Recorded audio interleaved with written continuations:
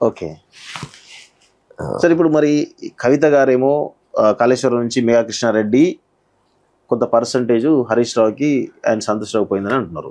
మేఘా కృష్ణారెడ్డి అనే వ్యక్తి ఇట్లా వీళ్ళకి ఆమెకు రాలేదా? ఆమె కూడా వచ్చిన బట అడుగుతున్నా. గదే బాధ ఉండొచ్చు, ఆమెకు రాకుండొచ్చు, పోయిండొచ్చు, వాళ్ళకింత వీళ్ళకింత పోయిండొచ్చు, ఆమెకు రాకుండొచ్చు.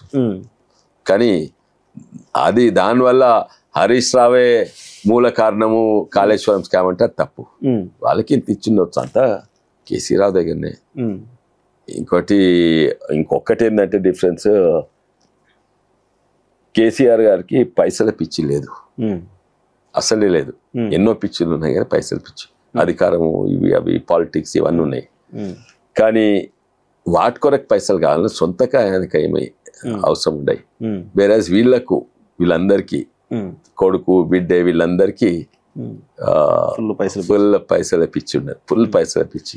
In fact KCR I think one of the few politicians జేబులో 100 రూపాయలు ఉంటే 200 రూపాయలు ఖర్చు పెడతారు. మీ దగ్గర 50 చేసుకోవాలి.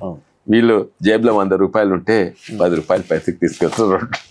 ఇదేమో రియల్ ఎస్టేట్లు, దుబాయ్లు, ఇవన్నీ డాలస్ రియల్ ఎస్టేట్లు వీళ్ళు ఎట్లా పెడతారు. ఇప్పుడు ఈ తెలంగాణ రాష్ట్ర ప్రభుత్వం మన సీఎం రేవంత్ రెడ్డి గారు కాళేశ్వరం స్కామ్ సంబంధించిన పీసీ గోస్ రిపోర్ట్ సందర్భంగా సిబిఐకి సిఫారసు చేయడం జరిగింది. ఇప్పుడు సిబిఐ అంటే కేంద్ర ప్రభుత్వంలోని భాగస్వామ్య దర్యాప్తు సంస్థ.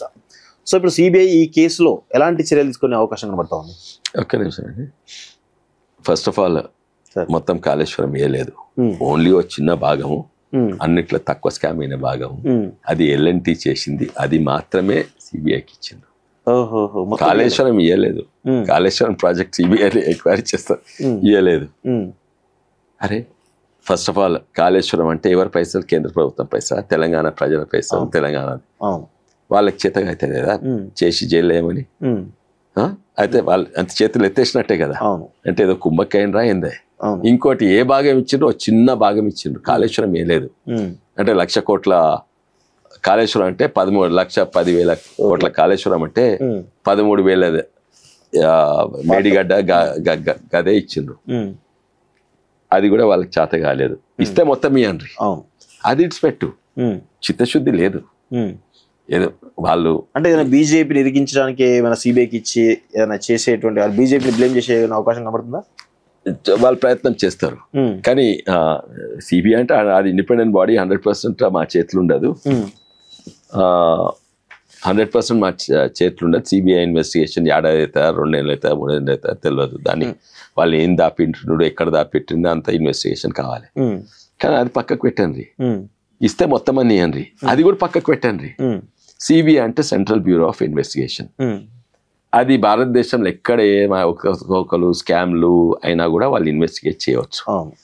కానీ మమతా బెనర్జీ ఒక చట్టం తెచ్చింది, అంతటి చేయవచ్చు కానీ భారతదేశంలో వెస్ట్ బెంగాల్లో చేయరాదు, చేయాలంటే నా పర్మిషన్ కావాలి. అదే చట్టం కేసీఆర్ తీసుకొచ్చిండు. ఓ జియో 51 అనుకుంటా. ఆ జియో 51 తీసుకొచ్చింది ఏంటంటే మమతా బెనర్జీ కాఫీ కొట్టి అక్కడ అవకతవకలు బాగా అవుతుంటాయి, ఇక్కడ కూడా అవకతవకలు బాగా అవుతుండే. అయితే సిబిఐ చేయరాదు, నా అనుమతి లేకుంటే ఇక్కడ ఇన్వెస్టిగేషన్ చేయరాదు. ఆయన ఇస్తాడా కేసీఆర్? కాళేశ్వరం మీద ఇన్వెస్టిగేట్ అనుమతి ఇస్తాడా? ఇయ్యడు. సరే కేసీఆర్ ఇవ్వకుంటే ఇవ్వాలి, మళ్ళీ రేవంత్ రెడ్డి అదే జియో ఎందుకు కొనసాగిస్తున్నాడు?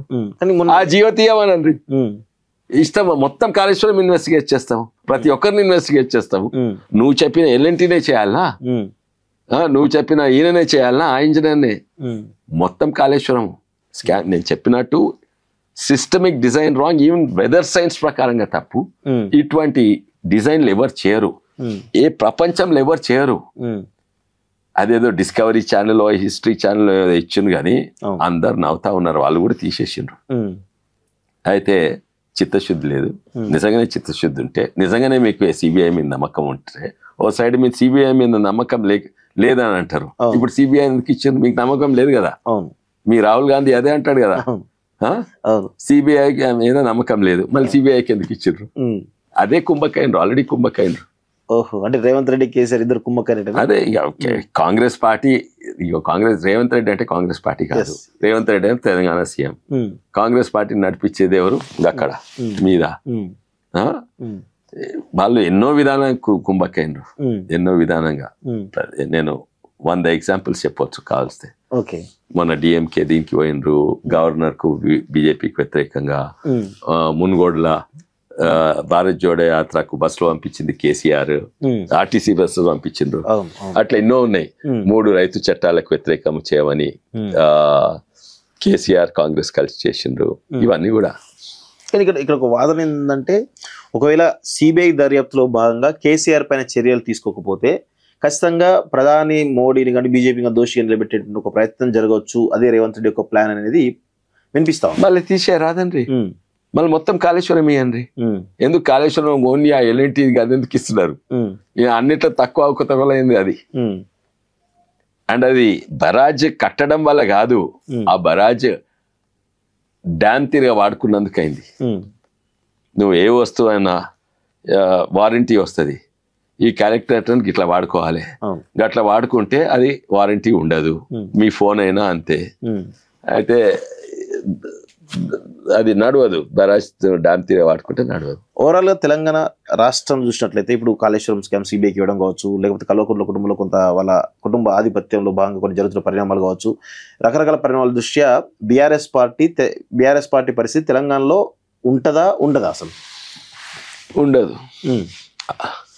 టిఆర్ఎస్ పోయి బీఆర్ఎస్ అయింది. అది యాదికి పెట్టుకోండి, ఇది మొట్టమొదటి కుటుంబ ఓన్డ్ పార్టీ భారతదేశంలో ఎక్కడ లేకుండే.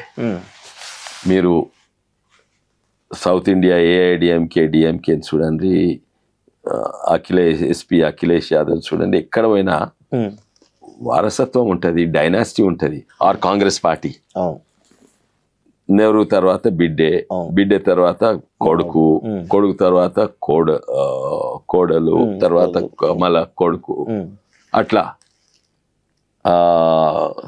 అట్లా వారసత్వం. కానీ ఒకటేసారి 5-6 కుటుంబ సభ్యులు కలిసి ఎక్కడ కూడా పార్టీ ఏ ప్రభుత్వం అట్లా నడిపించలేదు. ప్రపంచంలో కూడా ఒక దేశం, అది శ్రీలంక పరిస్థితి చూడ. అయితే అది పార్టీ, ఈ కుటుంబంలోనే ప్రాబ్లమ్స్ వస్తాయి. మాకు పట్టింపు లేదు కదా, ఉండదు పార్టీ, ఉండదు ఎక్కువ రోజులు. అంటే మీరేమన్నా బీజేపీ పరంగా ఏమైనా ట్రై చేసే అవకాశం ఉంటే బీఆర్ఎస్ మొత్తం కంప్లీట్ గా క్లోజ్ చేయడానికి? వాళ్ళే చేసుకుంటే మేము పోయి వాళ్ళు అంటారు కదా.